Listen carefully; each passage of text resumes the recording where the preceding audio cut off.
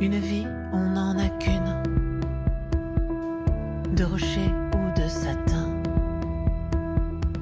Ne soyons pas vulnérables. Dans les journaux, Charlotte, on a beaucoup parlé des films qui sortent aujourd'hui sur Cannes, qui sont présentés, qui sont en compétition, etc. Nous, on va parler de celui qui, demain, attirera tous les projecteurs, j'imagine. C'est le dernier Almodovar. Très attendu sur La Croisette. Il est en compétition, le nouveau film d'Almodovar. Et bonne nouvelle pour vous, cher public, il sera également en salle dès 14h demain. C'est ce qui en fait l'originalité. C'est pour ça qu'on en parle ce Exactement. matin. Ça s'appelle Douleur et gloire. En Dolor espagnol y gloria, en espagnol dans le texte. Pedro Almodovar, 69 ans, déjà lauréat de deux Oscars, qui a réalisé une vingtaine de films. C'est sa 6e sélection en compétition officielle à Cannes, donc il a un peu un abonnement. Hein. On pourrait penser aux frères Dardenne aussi. Voilà, il fait partie des réguliers. Il y a été primé 2 fois à Cannes, un prix de la mise en scène en 99 pour Tout sur ma mère, et puis un prix du scénario en 2006 pour Volver. Il retrouve 2 de ses acteurs fétiches, Penélope Cruz. J'adore. Jolie fille, actrice brillante, 6e collaboration ensemble, et Antonio Banderas. Ah bah ouais, quand même. 9e collaboration entre ces deux-là. On pense à des duos comme De Niro et Scorsese, comme Léo et Truffaut. Bon, voilà. C'est un film très personnel, comme à chaque fois, j'allais dire, mais plus encore, on pourrait penser à un genre de film somme, puisque dans ce film-là, Antonio Banderas joue un réalisateur en souffrance, qui s'introspecte, qui est à la dérive et qui va revenir. Nous allons suivre un petit peu ses tourments. Alors, sa mère, son art, son inspiration, son orientation sexuelle. L'œuvre ultime, quoi. Exactement. Il se livre énormément. C'est drôle, mais c'est plutôt un film assez sombre, pour lequel j'ai eu un réel coup de cœur.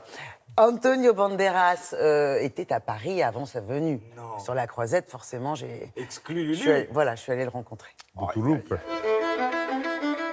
Hello, Antonio. No. Bonjour, Antonio. Si no escribes ni ruedas, ¿qué vas a hacer? Vivir, supongo. Tienes demasiado tiempo libre para pensar en tus dolencias. This is a very beautiful story of cinema. C'est une belle histoire de cinéma entre vous et Pedro Almodovar, et une histoire qui dure aussi. Qu'est-ce que vous appréciez le plus chez lui? C'est très difficile de ne dire que quelques mots sur ce que j'aime le plus à propos d'un réalisateur avec qui j'ai fait 8 films dans les 40 dernières années. J'imagine que ce que j'aime le plus à propos de Pedro, c'est combien il a été fidèle à lui-même, combien il a été loyal à son cinéma. Il n'a jamais plié ou ne s'est jamais trahi pour de l'argent. Et c'est un homme qui est né cinéma, qui pense cinéma, qui vit cinéma et qui dort cinéma. No has sido un buen hijo, hijo mío. No. No quiero ir al colegio, quiero quedarme aquí. Cuidado, qué niño. Dans ce film, Pedro Almodovar se livre, il parle de son enfance, de son art, de ses tourments. Est-ce que selon vous, c'est son film le plus personnel? Oui, ça pourrait l'être, l'un de ses plus personnels. Il a toujours écrit de façon intime en tant qu'auteur, mais dans celui-ci, il parle clairement de lui-même. Pas vraiment comme dans une biographie, mais il utilise son personnage pour dire les choses qu'il n'a jamais dites, pour faire les choses qu'il n'a jamais faites, mais qu'il aurait adoré faire. Vous voyez ce que je veux dire?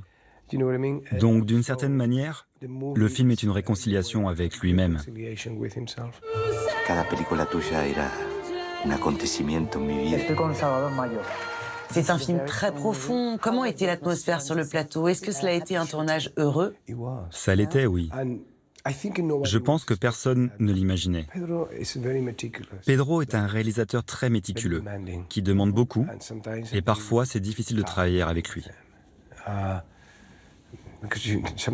Parce que parfois, on ne sait pas ce qu'il veut. Il explore avec vous, il expérimente avec vous, et vous êtes là au milieu d'un processus, et parfois cela peut être très dangereux et très douloureux.